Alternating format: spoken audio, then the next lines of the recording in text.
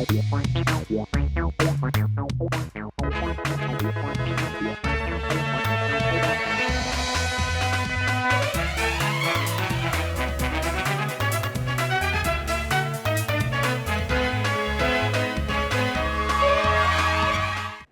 आप देख रहे हैं राष्ट्रीय समाचार और मैं हूं आपके साथ प्रिया पांडे।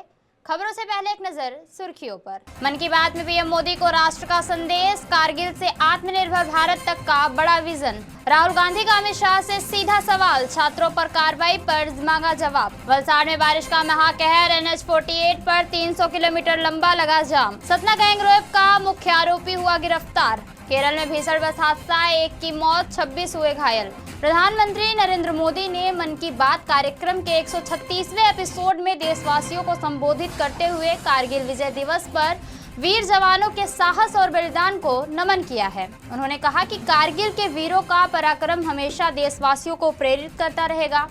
प्रधानमंत्री ने भारत की बढ़ती रक्षा और तकनीकी क्षमता का भी उल्लेख किया। उन्होंने स्वदेशी युद्धपोत INS महेंद्रगिरी, DRDO की Pinaka long range guided rocket और कुशा मिसाइल के सफल परीक्षण को भी आत्मनिर्भर भारत की बड़ी उपलब्धि बताया। साथ ही निजी क्षेत्र द्वारा विकसित विक्रम 1 रॉकेट की सफल लॉन्चिंग को भारतीय स्पेस सेक्टर के लिए ऐतिहासिक क्षण भी बताया। अपने संबोधन में पीएम मोदी ने जल संरक्षण, पर्यावरण संरक्षण और वोकल फॉर लोकल अभियान पर भी जोर दिया है। उन्होंने देशवासियों से बारिश के पानी को बचाने, स्थानीय उत्पादों को बढ़ावा देने और प्लास्टिक प्रदूषण को कम करने में भागीदारी की भी अपील की है। प्रधानमंत्री ने खेल और शिक्षा के क्षेत्र में भारतीय युवाओं की उपलब्धियों की भी सराहना की। कार्यक्रम के अंत में उन्होंने स्वतंत्रता दिवस से पहले पूरे देश से हर घर तिरंगा अभियान में बढ़ चढ़कर हिस्सा लेने और हर घर पर तिरंगा फहराने का आह्वान किया है। दिल्ली में 20 जुलाई को छात्रों पर हुई पुलिस कार्रवाई को लेकर कांग्रेस नेता राहुल गांधी ने केंद्रीय गृह मंत्री अमित शाह को पत्र लिखकर कई सवाल उठाए हैं। राहुल गांधी ने छात्रों पर हुए लाठीचार्ज, आंसू गैस और कथित पैलेट गन के इस्तेमाल की निष्पक्ष जांच और जवाबदेही तय करने की मांग की है।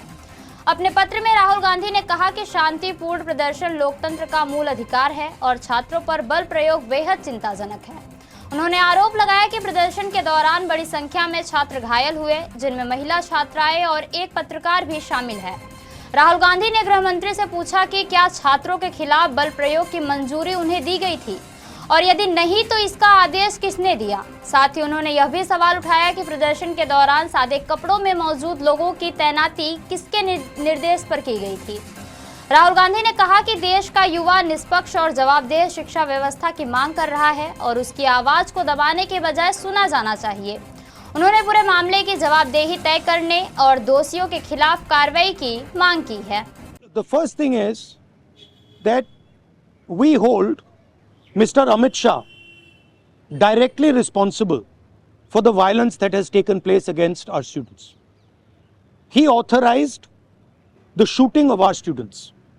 He authorized the use of lethal weapons, pellet guns on our students. So that for us is a fundamental issue. We will not accept our own forces shooting the future of India. So that is going to be a major issue in Parliament. केंद्रीय शिक्षा मंत्री पद से धर्मेंद्र प्रधान के इस्तीफे के बाद मध्य प्रदेश सरकार में मंत्री और बीजेपी के वरिष्ठ नेता कैलाश विजयवर्गीय का बड़ा बयान सामने आया है। उन्होंने दावा किया कि आंदोलन के पहले ही दिन धर्मेंद्र प्रधान ने पार्टी नेतृत्व के सामने इस्तीफे की पेशकश कर दी थी, लेकिन उस समय नेतृत्व ने उन्हें ऐसा करने से मना कर दिया था। कैलाश विजयवर्गीय ने कहा कि बाद में परिस्थितियों को देखते हुए पार्टी ने फैसला लिया और धर्मेंद्र प्रधान ने तुरंत इस्तीफा दे दिया। उन्होंने कहा कि यह फैसला संगठन और देश हित को ध्यान में रखकर लिया गया है। विजयवर्गीय ने आरोप लगाया कि कुछ विदेशी ताकतें भारत में बांग्लादेश और श्रीलंका जैसी अस्थिरता और हिंसा का माहौल बनाना चाहती थी, लेकिन धर्मेंद्र प्रधान के इस्तीफे के बाद उनकी यह कथित साजिश नाकाम हो गई। इसके साथ ही उन्होंने कांग्रेस पर भी निशाना साधते हुए कहा कि विपक्ष केवल छात्रों के आंदोलन का श्रेय लेने की कोशिश कर रहा है। उनके मुताबिक कांग्रेस ने खुद संघर्ष नहीं किया, बल्कि आंदोलन के पीछे खड़े होकर राजनीतिक लाभ लेने की कोशिश की है। कर्नाटक के पूर्व मुख्यमंत्री सिद्धारमैया ने चुनावी राजनीति से संन्यास लेने का ऐलान कर दिया है। उन्होंने स्पष्ट कहा है कि वे 2028 का विधानसभा चुनाव नहीं लड़ेंगे, हालांकि राजनीति और जनसेवा में सक्रिय बने रहेंगे। एक भावुक संदेश में सिद्धरमैया ने कहा कि उनकी उम्र अब 89 वर्ष हो चुकी है और 2028 तक वह 82 वर्ष के हो जाएंगे। बढ़ती उम्र और स्वास्थ्य को देखते हुए उन्होंने चुनावी राजनीति से अलग होने का फैसला लिया है। सिद्धरमैया ने मौजूदा राजनीति पर भी चिंता जताई। उन्होंने कहा कि आज राजनीति में भ्रष्टाचार बढ़ गया है और चुनाव लड़ने के लिए पैसे का प्रभाव पहले से कहीं अधिक हो गया है।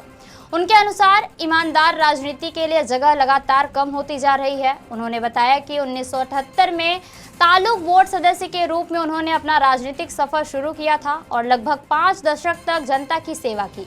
सिद्धरमैया ने कहा कि उन्होंने हमेशा अपने सिद्धांतों से समझौते किए बिना राजनीति की ओर और आगे भी जनता के मुद्दों की आवाज उठाते रहेंगे। गुजरात के वलसाड जिले में लगातार हो रही भारी बारिश ने हालात बेहद गंभीर कर दिए हैं। मूसलाधार बारिश के बाद पूरा जिला जलमग्न हो गया है। सामने आए ड्रोन वीडियो में चारों ओर सिर्फ पानी ही पानी दिखाई दे रहा है और कई इलाके बाढ़ जैसे हालात से जूझ रहे हैं। भारी जलभराव का असर देश के सबसे व्यस्त हाईवे NH-48 पर भी पड़ा है। अहमदाबाद मुंबई मार्ग पर करीब 30 किलोमीटर लंबा जाम लग गया है, जिससे हजारों वाहन घंटों तक फंसे रहे। वापी और उमरगांव समेत कई इलाकों में सड़क संपर्क भी प्रभावित हुआ है। प्रशासन के मुताबिक अपराडा, उमरगांव, वलसाड, पारडी, वापी, धर्मपुर और नानापोरा तहसीलों में भी लगातार भारी बारिश दर्ज की गई है। कई घरों, दुकानों और औद्योगिक क्षेत्रों में पानी भर गया है, जबकि खेत जलमग्न होने से किसानों को भी भारी नुकसान हुआ है। बारिश और बाढ़ के कारण करोड़ों रुपए के नुकसान का अनुमान है। प्रशासन राहत और बचाव कार्य में जुटा है तथा लोगों से अनावश्यक यात्रा से बचने और सुरक्षित स्थानों पर रहने की भी अपील की गई है। केरल के मलप्पुरम जिले में रविवार सुबह एक दर्दनाक सड़क हादसा हो गया। कोझिकोड त्रिशूर रूट पर चल रही एक प्राइवेट बस कुट्टीपुरम के पास अनियंत्रित होकर डिवाइडर पार करते हुए पलट गई। हादसे में एक यात्री की मौत हो गई, जबकि 26 लोग घायल बताए जा रहे हैं। हादसे के बाद मौके पर अफरा तफरी मच गई और स्थानीय लोगों और पुलिस की मदद से बस में फंसे यात्रियों को बाहर निकाला गया और सभी घायलों को इलाज के लिए अस्पताल भेजा गया। दुर्घटना के बाद बस बुरी तरह क्षतिग्रस्त भी हो गई और सड़क पर लंबा जाम लग गया। पुलिस के मुताबिक शुरुआती जांच में तेज रफ्तार और बारिश को हादसे की संभावित वजह माना जा रहा है। प्रत्यक्षदर्शियों ने बताया कि बस डिवाइडर से टकराने के बाद पलट गई और उसके अंदर डीजल फैलने से यात्रियों में दहशत फैल गई। फिलहाल पुलिस ने मामला दर्ज कर दुर्घटना के कारणों की जांच शुरू कर दी है। मृतक की पहचान कोझिकोड निवासी के रूप में हुई है, जबकि घायलों का अस्पताल में इलाज चल रहा है। मध्य प्रदेश में चुनाव आयोग के निर्देश पर बड़ी प्रशासनिक कार्रवाई की गई है। दतिया जिले में 14 पुलिस अधिकारियों का तबादला कर दिया गया है। इनमें कई थाना प्रभारी और उप निरीक्षक स्तर के अधिकारी शामिल हैं। निर्वाचन आयोग के निर्देश के बाद पुलिस मुख्यालय ने तत्काल नई पदस्थापनाओं के आदेश जारी किए हैं। कुछ अधिकारियों को पुलिस मुख्यालय भोपाल भेजा गया है, जबकि कई को दतिया जिले के अलग अलग थानों में नई जिम्मेदारियां सौंपी गई है। जारी आदेश के अनुसार हरिओम शर्मा, नीरज कुमार, रचना माहौर, अर्चना पाल और भूपेंद्र सिंह जाट को पुलिस मुख्यालय भोपाल भेजा गया है। वहीं राजीव बिठोरे, हरिकेश बघेल, बलराम मांझी, भुवनेश शर्मा और अन्य अधिकारियों को दतिया जिले के विभिन्न थानों में भी तैनात किया गया है। चुनाव आयोग का कहना है कि यह कार्रवाई आगामी चुनावों को निष्पक्ष और पारदर्शी ढंग से कराने के उद्देश्य से की गई है। सभी अधिकारियों को तत्काल नई पदस्थापना पर कार्यभार संभालने के भी निर्देश दिए गए हैं। मध्य प्रदेश के सतना जिले के चर्ची देवगना घाटी गैंगरेप मामले में पुलिस को बड़ी सफलता मिली है। मुख्य आरोपी 50,000 रुपए की इनामी बदमाश जितेंद्र उर्फ भोले पटेल को पुलिस ने मुठभेड़ के बाद घायल अवस्था में गिरफ्तार कर लिया है। हालांकि उसके 2 साथी मौके से फरार हो गए, जिनकी तलाश में पुलिस को सर्च ऑपरेशन जारी किया गया है। पुलिस के मुताबिक भरतकूप थाना क्षेत्र के मंडफा जंगल में आरोपियों की मौजूदगी की सूचना मिलने पर एसओजी और स्थानीय पुलिस ने घेराबंदी की और खुद को घिरा देख आरोपी ने पुलिस पर फायरिंग शुरू कर दी। जवाबी कार्रवाई में जितेंद्र के पैर में गोली लगी, जबकि बहिलापुरवा थाने के एक सिपाही भी घायल हो गए।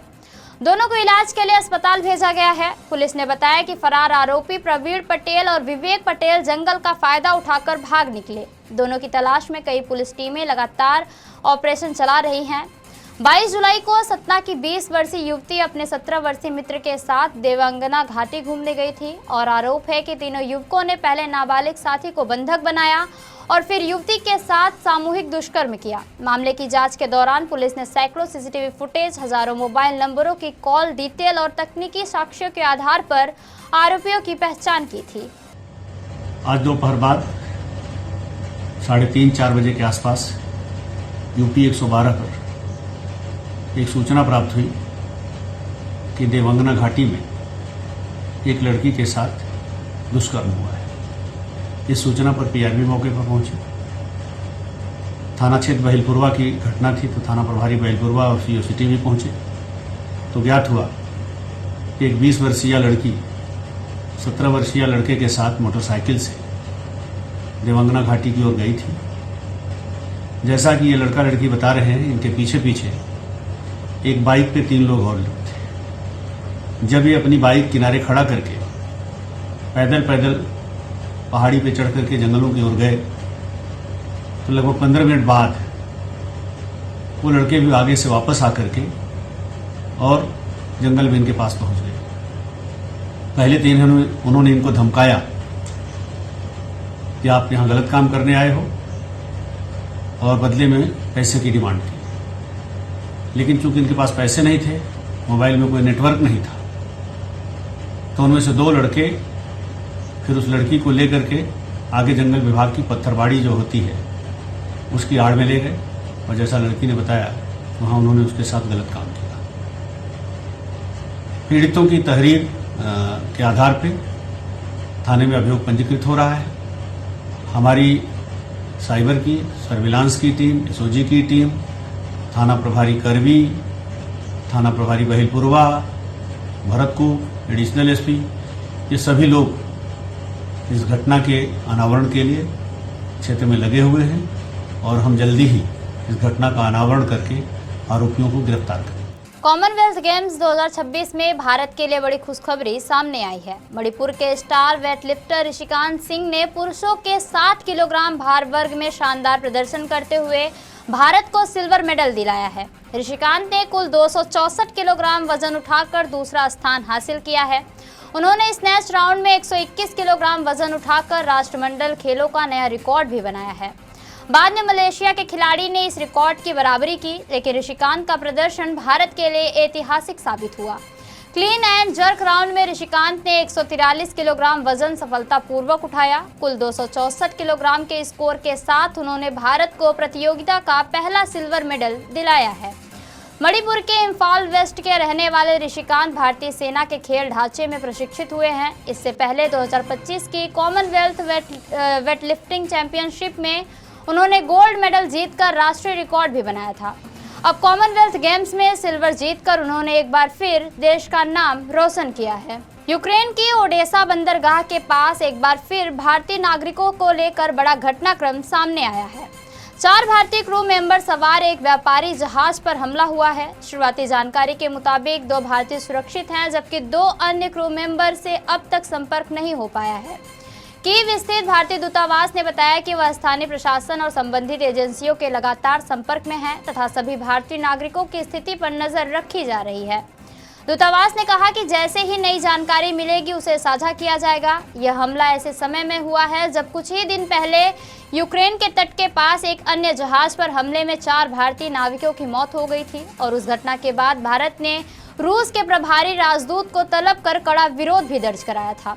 लगातार दूसरी घटना के युद्ध क्षेत्र में काम कर रहे भारतीय नाविकों की सुरक्षा को लेकर चिंता और भी बढ़ा दी गई है। फिलहाल लापता 2 भारतीय क्रू मेंबर की तलाश जारी है और सभी की नजरें आधिकारिक अपडेट पर टिकी हुई है। खबरों का सिलसिला यूं ही चलता रहेगा। देखते रहिए राष्ट्रीय समाचार। तब तक के लिए नमस्कार।